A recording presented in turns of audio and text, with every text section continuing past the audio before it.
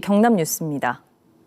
지역사회 비난 여론에도 불구하고 창원시의 산하기관장 보은 인사가 거듭되고 있습니다. 창원시가 오늘 발표한 창원문화재단 대표이사와 3.15 아트센터 본부장 후보는 둘 다 퇴직 공무원 출신으로 문화 분야 전문성과 거리가 있다는 지적이 나왔는데요. 창원문화재단 책임자 자리는 5석 모두 홍남표 창원시장 선거 캠프 출신으로 채워지게 됐습니다. 손원혁 기자입니다.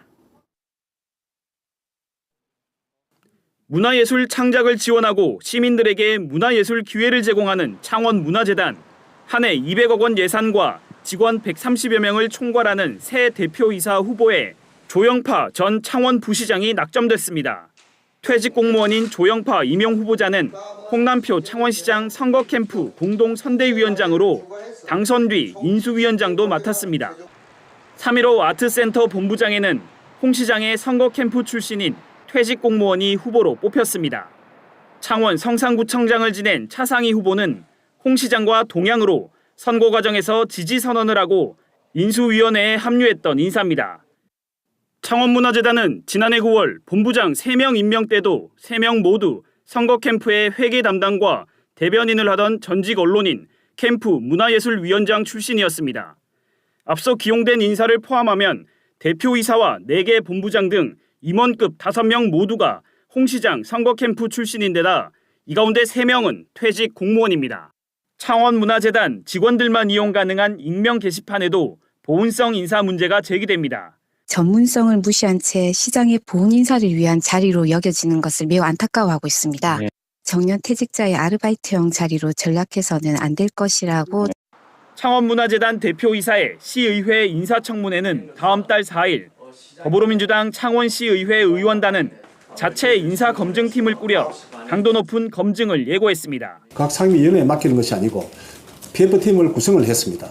그래서 충분하게 저희들도 공부하고 시민들하고 또 공감이 할 수 있게끔. 민선 8기 이후 창원 레포츠파크 이사장과 창원 산업진흥원장 등 개방형 직위 공모나 산하기관장 임용 때마다 논란이 반복되는 창원시. 전문성과 거리 먼 인사로 보훈성 인사 논란이 이어지고 있습니다. KBS 뉴스 손원혁입니다. 경찰이 다음 달 21일까지 우회전 일시정지를 집중 단속합니다. KBS가 단속 현장을 동행 취재했는데요. 불과 1시간 동안 10명 넘게 적발됐습니다.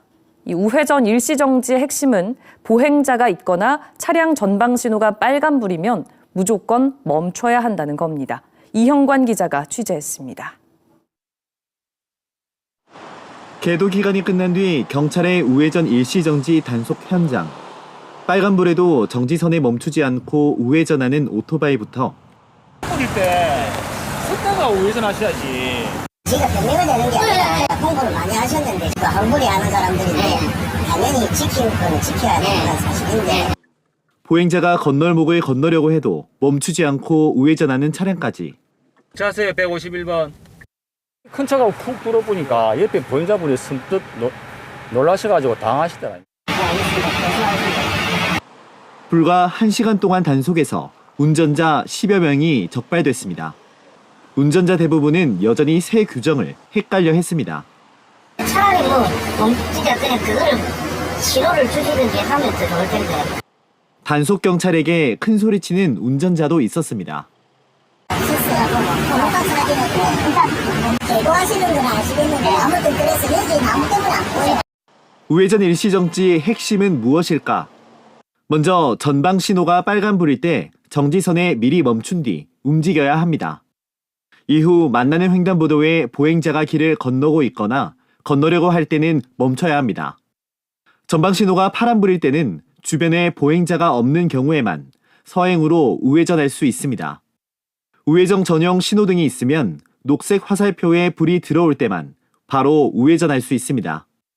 일단 신호에 관계없이 교차로에서는 일단 정지 후 좌우 보행자가 있는지 확인하고 우회전하시면 그게 제일 좋은 방법일 것 같습니다.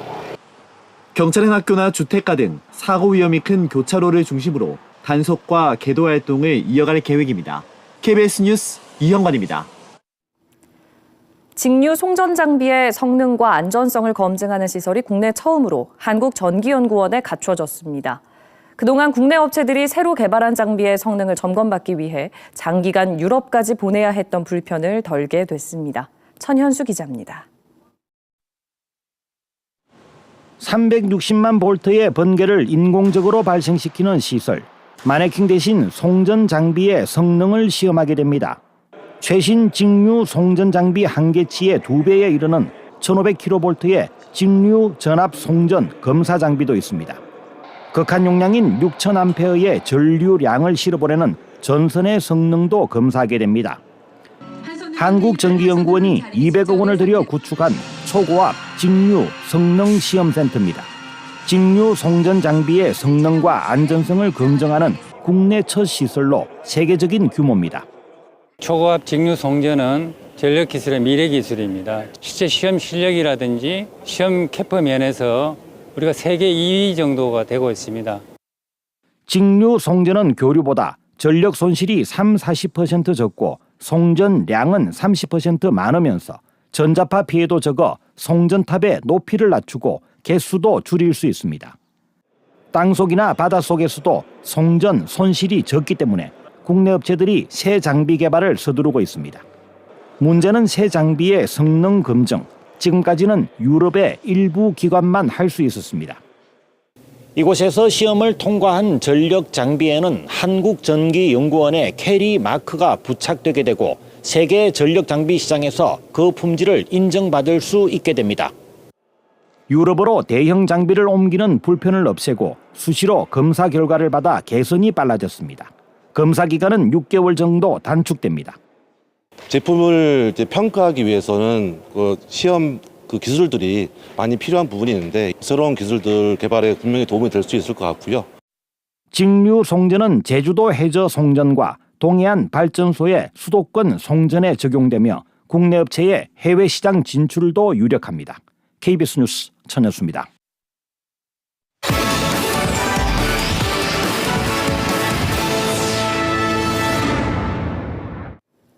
공정거래위원회가 오늘 정부 세종청사에서 전원회의를 열어 한화와 대우조선해양의 기업결합 안건을 심의해 결과를 수일 내에 발표할 것으로 보입니다. 공정위 심사 보고서에는 한화가 대우조선의 경쟁조선사에 군함 부품을 공급할 때 차별해서는 안 된다는 내용이 담겨 이를 반영한 조건부 승인 가능성이 예상됩니다. 공정위가 기업 결합을 승인하면 한화는 다음 달 대우조선 인수를 마무리해 사명을 바꾸고 이사회를 새로 구성하게 됩니다. 경상남도와 진주시 경상국립대학교와 한국산업기술시험원 KTL이 2027년까지 초소형 위성 개발에 나섭니다. 이번에 개발하는 초소형 위성 진주셋2는 KTL이 자체 개발한 진주셋1을 기반으로 약 50억 원의 예산이 투입됩니다. 초소형 위성 진주셋2는 해양 관측용 카메라를 장착해 한반도 연근의 해수면 등 자료를 수집하고 경남 벤처기업들에게 수집 자료를 일정 기간 무료로 제공합니다.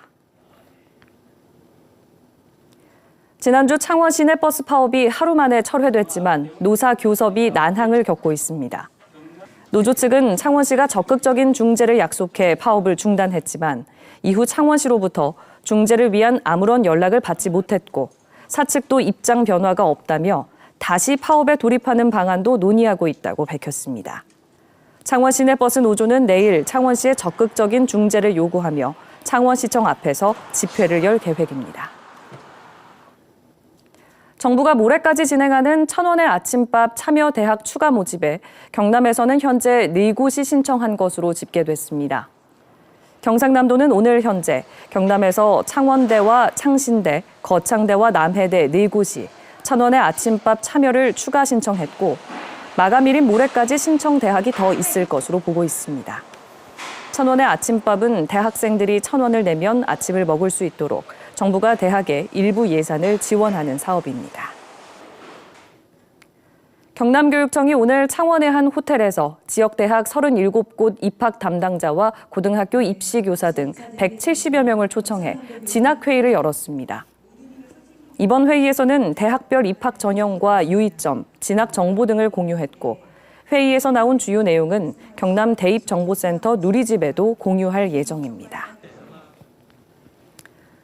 지난해 수돗물 유충 사고가 난 창원시 진해구 석동 정수장을 포함해 창원 정수장 3곳이 식품안전경영 시스템 ISO 22000 인증을 받았습니다. 지금까지 경남 소식 전해드렸습니다.